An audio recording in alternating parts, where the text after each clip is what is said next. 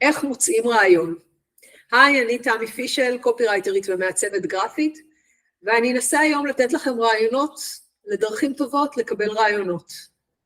אז רעיון טוב הוא בעצם בסיס לכל התחלה של כתיבת תוכן או של יצירה בכלל. אותי באופן אישי הרעיונות באים לבקר לרוב באמצע הלילה או ממש בבוקר כשאני קמה, אבל מה אני עושה כשהם לא מגיעים?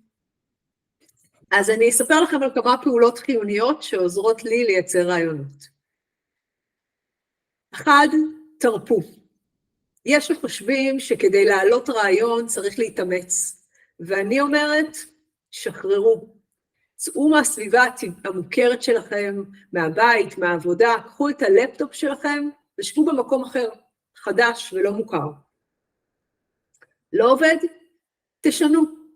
תחליפו סביבת עבודה, צאו לפגוש אנשים, או אפילו שבו בבית קפה, תסתכלו על נופים חדשים, תקשיבו לשיחות סתמיות, זה יכול להציץ אצלכם כיווני מחשבה חדשים. לא עובד? אל תפסלו.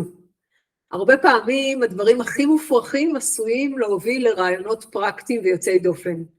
תקשיבו לכל העצות שאנשים נותנים לכם, אבל תאמצו רק את החלקים שאליהם אתם מתחברים, כל החלקים האלה ירכיבו פאזל חדש ומקורי. לא עובד?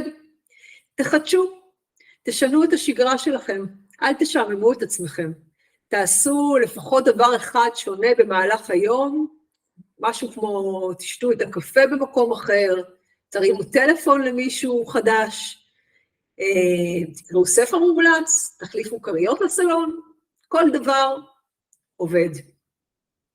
לא עובד? תוותרו. אם שום דבר לא הולך, תעזבו הכל וצאו לבלות. סביר להניח שכשלא תהיו ממוקדי מטרה, הרעיון פתאום יקפוץ עליכם, ולא תדעו מאיפה זה בא.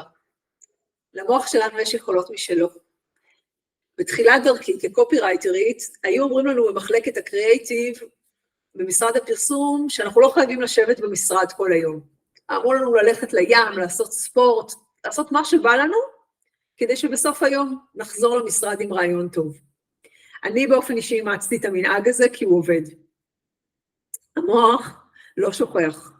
ברגע שאתם רוצים משהו באמת, המטרה הוצבה, וגם אם תנדדו עם המחשבות למקום אחר, תצליחו בסופו של דבר להגיע לרעיון.